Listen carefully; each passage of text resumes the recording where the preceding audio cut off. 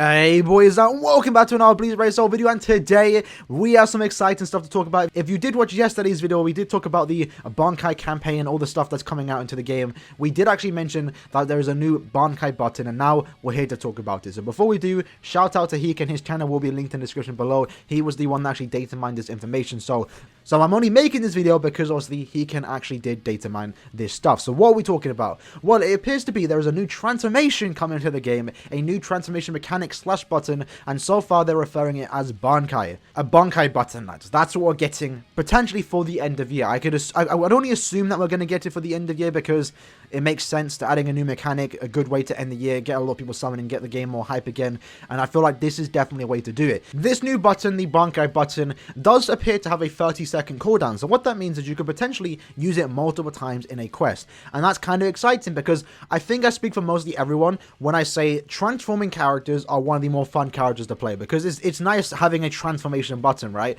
We all watch Bleach, I'm assuming, if you're playing the game. We all like transforming stuff. I mean, it's one of the more appealing things for the Bleach franchise, right? The transformations, the BANKAIs, right? So it always sucks whenever we get a new character that easily could have been a transforming character, but they just didn't do it, mainly because KLR didn't want to make him too OP or make him more fun. Like, it's extra effort for them, I guess. For example, the most recent Fierce Battle Ikaku easily should have been a transforming character, but unfortunately just didn't do it for him. Most of the Stern Raiders should be transforming characters, going from their base to their Volt standing form, but it does make sense why their first ever versions are being in the Volt standing form, and it also allows KLR to re-release these characters in the future as transforming characters, because that also be very exciting. But in my opinion, this is going to be really cool because it means potentially we're going to get more transforming characters, and this button does appear to be separate compared to all your strong attacks. So for example, the current characters in the game right now that do transform mainly do it from their soul bomb, with a few exceptions that can transform on their second strong attack when it is a boost move. This right here is going to be a separate button similar to Tag Team Ginzu, when there's a little extra button on the side,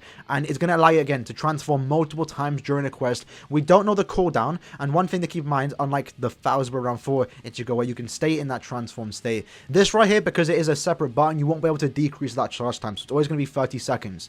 Now I would assume when you do transform, it's going to last around 10 to 20 seconds, hopefully 20, that'll be best case scenario, or 15, because then it'll be kind of balanced. 15 seconds you're transformed, 15 seconds you're not. But one of the main things to talk about is this right here. It includes new skills: BANKAI Disabler, which is increased chance to inflict your status ailments, and BANKAI Debilitator, which increases the time of said status ailments.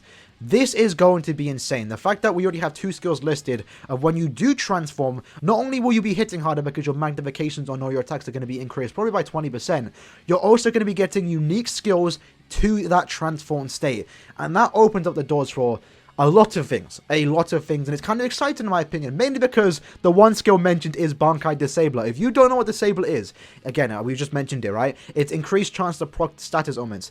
This is a very rare skill. Caleb rarely ever give this out, and when they do, there's normally a catch. For example, the Speed Kisuke, the one on your screen right now, he has Disabler, but he only has like one attack that actually inflicts the weakening, right? So that's why he does have Disabler, because it's only one attack out of like everything he does can inflict that status ailment. Someone like Faustimo Senjumaru technically has Disabler because she can actually increase the chance to inflict Lacerate, but it's only to Mind Attribute Arrancar's. This right here, even though it also has a catch because it's only going to be when you're transformed, it's going to be for everyone. So imagine when this character does drop, lads, at the end of the month potentially, right? Imagine this character has a weakening on all of their attacks, their nurturing, their strong attacks, their soul bomb, and when you transform, you're going to get that extra Disabler, and it almost guarantees that you're going to be inflicting at least some kind of weakening on any enemy you go against, whether that's guild quest, an epic raid boss, or single player. This, in my opinion, is very, very broken. And it's also different, and you know me, I like to have different things in the game, whether it's good or bad. For example, 1000 Year Blood War Aizen's SA3. If anything's different and it makes the game, and it makes the character play different, then I'm all for it. Even if it makes the character quote-unquote suck, again, like 1000 Year Blood War Aizen. That being said, talking about the BANKAI Debilitator, this could also open up the door and allow them to have an extra skill slot for something else. For example, most characters nowadays, if not every character, does get Debilitator. So maybe when we do get a new character that does inflict status ailments, maybe they don't get Debilitator, and they only get it when they do transform, and that allows them to get another skill, for example, like another resistance, or that could be going to the innate skills. essentially what this could mean is that we just have more slots to give more skills to characters to overall make them a lot better. And having said that, I would wish that we get harder content, because it kind of does suck that we get all these like broken characters that just absolutely one-shot everything, but then we don't get content to kind of like warrant us using these max transcended, these OP characters with like high berserker vibes like Noel, with like an 80 to 100% berserker.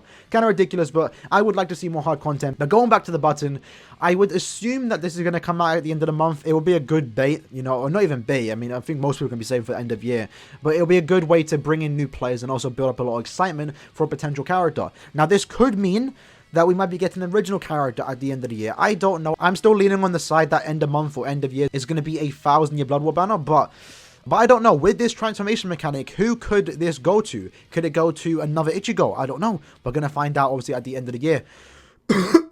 And one thing I do want to mention, just because it could happen, and if it does, I'm going to say I called it, this very well could be introduced January 16th. Why? Because at that point in time, mostly everyone would have summoned on the end of year banner, and they would have no orbs left. One way to get people to buy orbs is to introduce a new mechanic for a mid-month banner. Could very well see that happening. And one thing I want to point out is the fact that if you don't remember the 6-round celebration event that we are having right now, round 2 was just announced yesterday, or the event we're having right now, the Christmas one, is round 2, right? Round 6, the final round, is January's mid-month. I find that very strange that they're not ending it at the end of the year. I really do find it weird why it's continuing on to the mid-month of January, but not end the month of January. So maybe, just maybe, this button, whatever character this is going to be with this new transformation mechanic, is going to get introduced at not the end of year, but maybe mid-month January, to make sure that people start summoning again, even though they have probably no orbs left after the end of year banner. So I don't know, just a bit of speculation. In the comments below, let me know what you guys think about this, because I'm kind of excited. This is actually very, very cool, and I do like transforming characters. One of the more fun things to play in this game, when a character can transform, and it always sucks, and I said this multiple times, it always sucks when KLab purposely don't give a character a transformation mechanic, because it would make them more fun.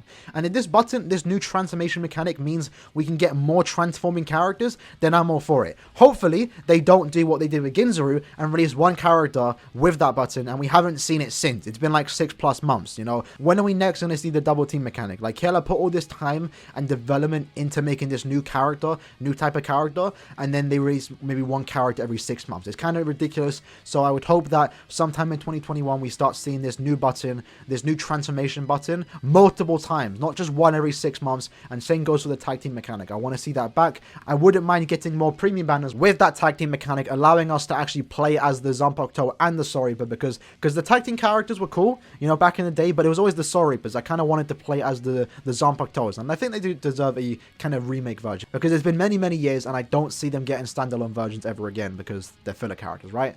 That being said, again, let me know in the comments below what you guys think about this. Are you excited as much as I am? Because I'm very excited for this. Can't wait to see what 2021 is going to bring for Bleach Brave Souls. That being said, hope you guys did enjoy the video, and I'll see you guys in the next one. Peace.